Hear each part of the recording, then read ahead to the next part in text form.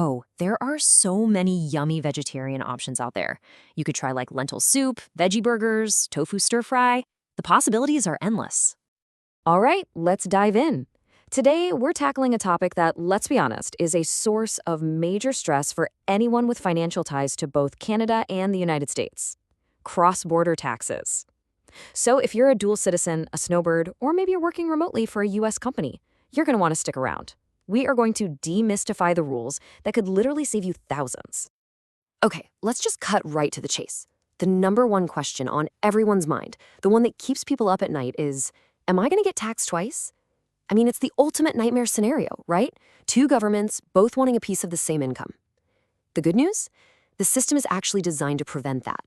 But, and this is a big but, navigating it means you have to understand that Canada and the US are playing by two totally different rulebooks.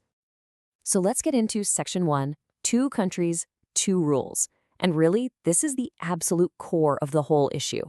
The reason this gets so complicated is that the US and Canada have fundamentally different ideas about who they even get to tax. We're not talking about tax rates here. It's about two conflicting philosophies. Okay, if you only remember one thing from this entire explainer, make it this. The US taxes based on citizenship. If you have a US passport or a green card, in the eyes of the IRS, you're a taxpayer. It doesn't matter where in the world you live. Canada, on the other hand, operates on residency. The CRA, they only care about where you live, not the passport you carry. This basic conflict is the source of nearly every single cross-border tax headache out there. That brings us to Section 2, defining your tax home. So the very first step in this whole process is figuring out your tax home.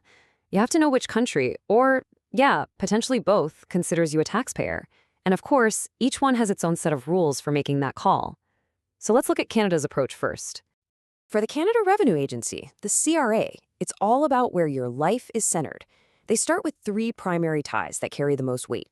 They'll ask, do you have a home in Canada, a spouse or common law partner in Canada, and any dependents living there? If you're checking those boxes, the CRA will almost certainly consider you a Canadian resident, and that means you have to report your worldwide income to them. Now, if those primary ties are a little unclear, say you have homes in both countries, the CRA will then start to dig a little deeper. They look at secondary ties to find the true center of your life. They'll ask things like, where's your car registered? Where are your bank accounts? Where do you have a driver's license or a provincial health card? Essentially, they're building a case to determine where you truly call home. Now for the US side, and this is where so many Canadians get caught. You might think you're safe by staying under 183 days in a single year, but the IRS uses a much trickier formula called the substantial presence test. It's a 3-year look-back calculation that can pull you into the US tax net, even when you thought you were completely in the clear. And this visual breaks down exactly how that formula works. The IRS takes all of your days in the US this year, adds 1/3 of your days from last year, and then 1/6 from the year before that. If the total hits 183, boom, you are considered a US tax resident. So that 180-day snowbird trip to Florida this winter could easily push you over the limit if you've been a regular visitor in the past couple of years. Now for Section 3, the high-stakes reporting forms. Okay, so once residency is figured out, we move to what is often the most dangerous part of US cross-border taxes, the reporting forms. It's often not the tax you owe that gets you, it's the staggering penalties for failing to disclose your foreign assets. And you'll see the IRS has a favorite number, $10,000. First up, for any business owners out there, Form 5471. If you're a US person who owns at least 10% of a private Canadian corporation, this one's for you. It's notoriously complex, but here's the real kicker. It can completely override your Canadian tax planning. That income you thought was safely deferred in your corporation, the IRS can decide it's taxable in the US today. And the penalty for getting this wrong is just severe. It starts at $10,000, but that's not a one-time fine. No, it's per company, per year you fail to file. So if you have 2 corporations and you're late for 2 years, that's a $40,000 problem right there. The numbers get scary, and they get scary fast. Next is Form 3520, which deals with foreign trusts. So if you're a US person and you receive money from, let's say, a Canadian family trust, the IRS wants a detailed report on that transaction. It seems simple, but believe me, failure to report has huge consequences. And you guessed it, the penalty follows a familiar pattern, a minimum of $10,000 for failing to file on time. You have to realize this isn't really about collecting tax. It's about forcing disclosure. The US government wants total transparency on foreign assets, and they use these massive penalties to make sure they get it. All right, on to Section 4, navigating cross-border income. Enough about scary forms for a minute. Let's talk about how this affects everyday money situations, like your savings accounts or your remote job. This is where some of the most common and costly mismatches between the two systems pop up. A perfect example of this mismatch is the Canadian TFSA, the tax-free savings account. To Canadians, it's a fantastic savings tool where everything grows tax-free. But to the IRS, it's just another taxable foreign investment account. They do not recognize its tax-free status. That means every dollar of interest, dividends, or capital gains earned inside your TFSA is potentially taxable in the US. And to make matters worse, the IRS could classify it as a foreign trust, which would trigger those painful Form 3520 reporting requirements. The boom in remote work has created a massive tax headache. If you live in Canada but work for a US company, your income is Canadian sourced. Period. That means Canada gets the first rate to tax it. The problem is your US employer is probably deducting US payroll taxes like Social Security and Medicare. What they should be doing is remitting to the Canadian pension plan and for employment insurance. It creates a total payroll nightmare that has to be fixed every single tax season. Let's talk Section 5, major moves, major taxes. It's not just your annual income that's affected. We're talking about major life events. Selling property, planning your estate, or even giving up your citizenship. They all have their own unique and significant cross-border tax rules. Now, this is something everyone with significant assets really needs to watch.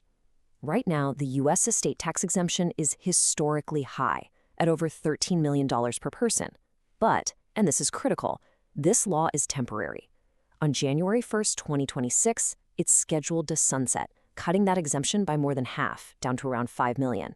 For families with cross-border assets, this is a monumental shift that requires planning now.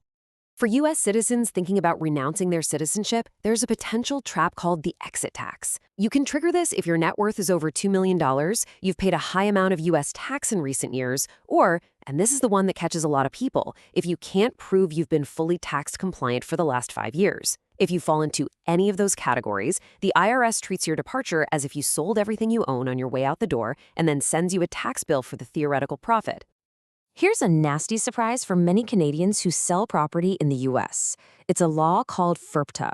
In simple terms, when a Canadian sells U.S. real estate, the government requires a huge chunk of the sales price to be held back and sent straight to the IRS.